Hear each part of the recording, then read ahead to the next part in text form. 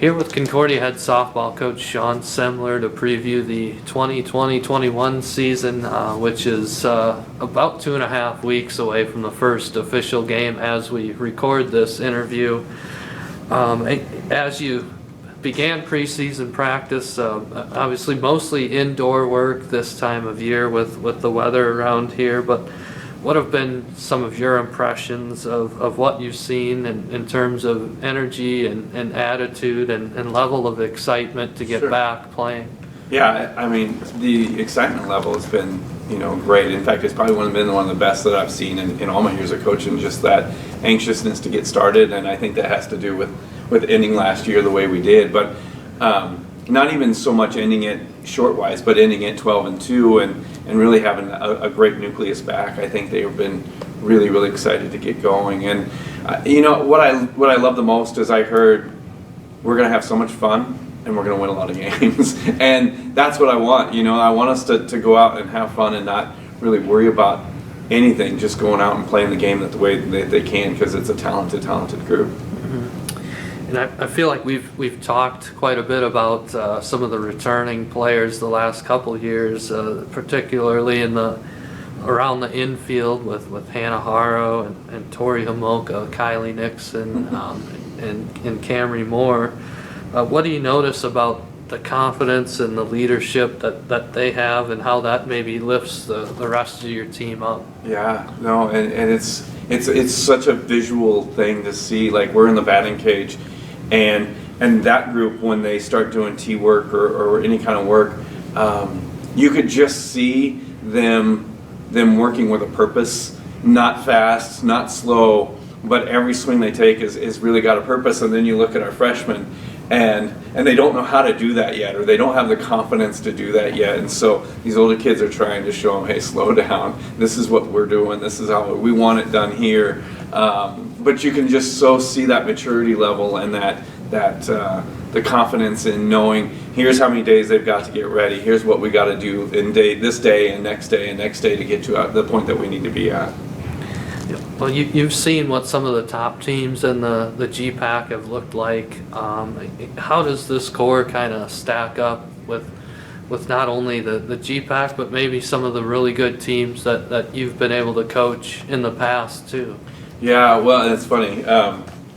I did this the other day and was trying to put, I was asked to put the best player you've ever coached at each position, and we've got Concordia kids on that list, and it was fun to do because this is a talented group, and when you look at the GPAC, there's some talent in the GPAC, and there's some teams that can play, and we stack up right with them. I feel like those games are going to be such intense and well-played games that I'm excited. I was talking to one of the perennial powers, coach, the other day, and I said, I love playing you guys. And she goes, I love playing you guys too, just because it's not one of those games where you just kind of go, oh, we gotta go play this game. It's one of those games where it's going to be intense, and those are the games I love to coach in. And so I'm excited about the top tier and well, every game that we play, but I really, really can't wait to see this team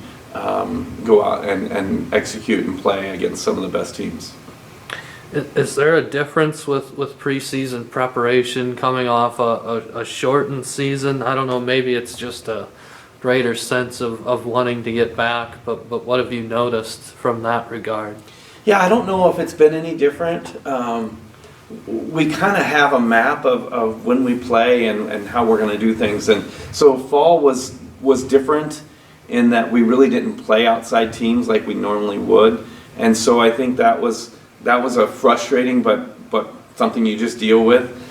So outside of that, it's been very, very similar. I mean, I think we've been really anxious to get our work done in the avenues that we have, the field house and the annex, and really do those things that we can do. But I don't think it's been any different than previous years. We know our start date, hopefully, weather permitting, but we're kind of just gearing up for that day.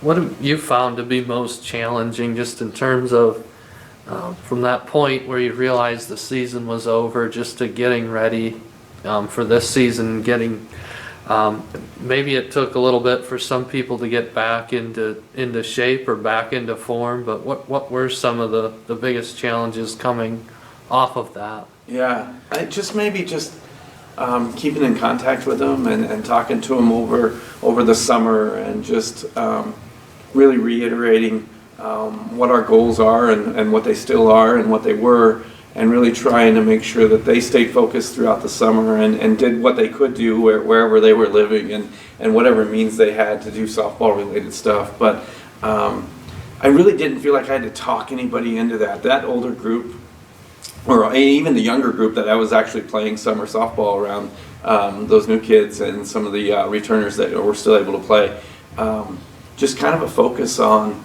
I think the young kids know what we're trying to do here, and how good that previous team was, and the old kids were like, we're going to make sure that we don't let that 12-2 slip away, because I think the feeling that we had in Florida when we were playing, talking to the girls, was like, this is a team that really looks right next to them at their fellow players and are like, man, she's good, and she's good, and we could really do something. And I think they held on to that all summer, and I didn't really have to do a whole lot of motivating. We know a lot of the players that are going to be in the infield, as we mentioned, but how about the outfield? Because I know there will be some change there, and you do have some veterans as well, but how are things coming along with putting that outfield together? Well, and I think that's one of the things that has been a key to us, is really trying to find another outfield situation. Just Janessa Jarvis has been amazing, a great leader. Even offensively, she stepped up her game in the batting cage. She's on a mission, but she really solidifies our outfield. She's been a starter, probably even before I got here. I think she did some starting, and for sure since I've got here, she started.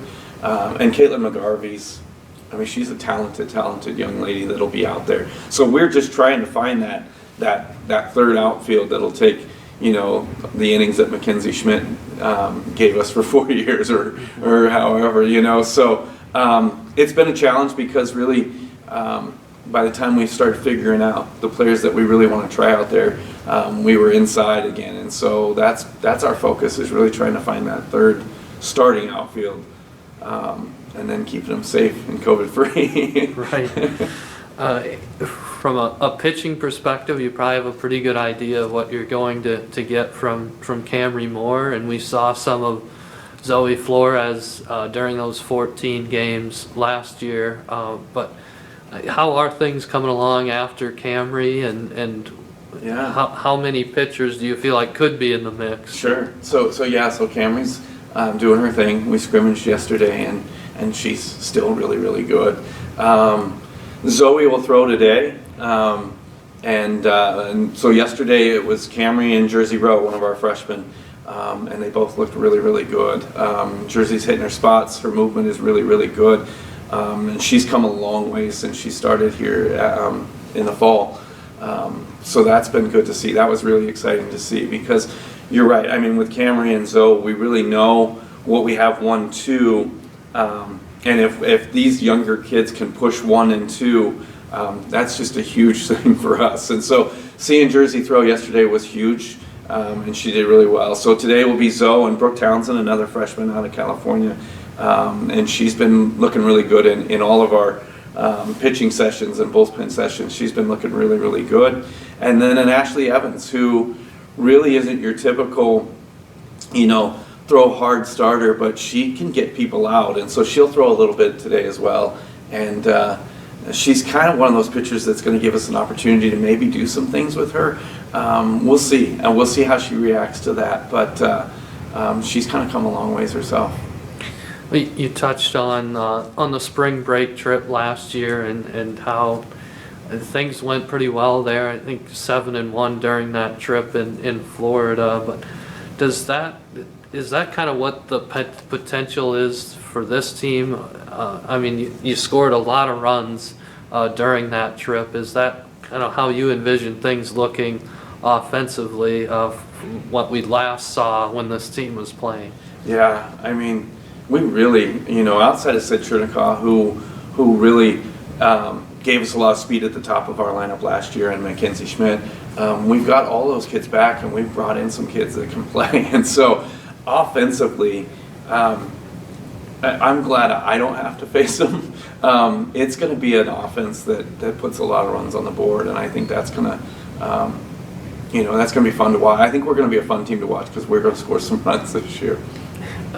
Are there areas you feel like you're focusing on specifically, or a certain part of the game where you feel like if this comes together, we really are going to be right there competing for the conference championship? Yeah, absolutely. So first base is an issue, and really not an issue, but we've got a young kid there, and well, a couple young kids there. Now Camry we'll probably put Camry over there when she's not pitching. Maybe it'll just depend on who these young kids can do, but we're working with them constantly. I think they'll be good. It's a matter of making sure that they fit into that infield lineup that has been around for a while. So that's one area where if that works out really well for us, we could be a really good defensive infield as well as a good offensive infield. And then one of the outfield spots to make sure that we really solidify that spot. But outside of that, I've been throwing lineups out and trying to make sure that really it flows. And finding out, I mean, a Camry Moore who hit leadoff in high school, hit fourth for us, hit third for us, and Hannah Haro and Homolka, and where they fit in and where they're more relaxed in the lineup, just to make sure that they're in run-producing roles, and the people in front of them get on. That's the thing that really happened last year is we had a lot of kids get on in front of those three, and that's a bad sign for another team if they have runners on. And so if we can do that again, we should be in really good shape. Well, scheduling, I know, a little bit different. You don't have a trip to Arizona or Florida, but you do play a number of non-conference games and hopefully get to go to Oklahoma City this year, as you had hoped to go to last year. But how satisfied are you with how things came together from a scheduling perspective? Yeah, so actually Devin and I worked on this a lot, just looking at Tucson or Florida, or kind of coming up with something in that area where we didn't really know what was going to happen with COVID, and so I'm glad that we put together this trip down south the way that we did with the Friends tournament in Wichita, and then playing Friends, and then going down to Oklahoma and playing a few teams there, and then hitting a tournament on the way back. I think is going to be huge from a Midwest standpoint, and really seeing some teams that are ranked and really showing what we can do to try to build that credit up in the rankings. But we'll probably get back to Tucson and back to Florida, but there's really not teams going down there. So I'm glad we were ahead of the game and really put this together, because a lot of our conference schools